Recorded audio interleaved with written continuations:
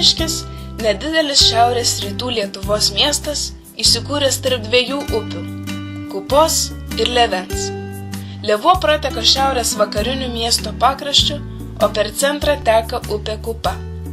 Rasti archeologiniai radiniai liudija, kad Kupiškio teritorijoje žmonių gyventa jau nutirpus paskutiniams ledynams. Tai yra apie 8-7 tūkstantmetį prieš Kristų. Tai buvo dar labai nedidelės atklystančių iš pietinių Lietuvos rajonų žvejų, augalinio maisto rinkėjų ir medžiotojų grupelės.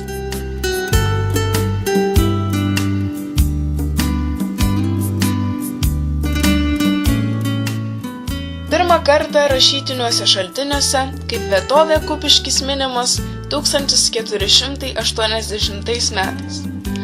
1873 metų miesto pietuose nutiesus Daugpilio Šiaulių Liepojos geležinkelį labai pagyvėjo prekyba, amatai, pagerėjo susisiekimas su didesniais miestais.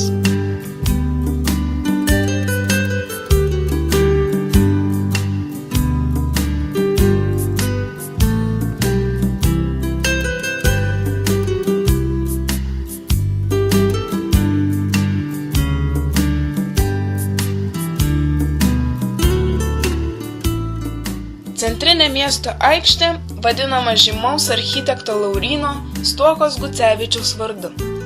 Aikštės akcentas – menininko Henriko Orakausko medžio skulptūrų kompozicija senovinės Kupiškėnų vestuvės, primenanti kelis dešimtmečius gyvavusi žinoma visoje Lietuvoje folkloro kolektyvą. Vasarą gaivina aikštėje trykštančių fontanų vėsa, akį glosto įvairiaspalviai gėlynai.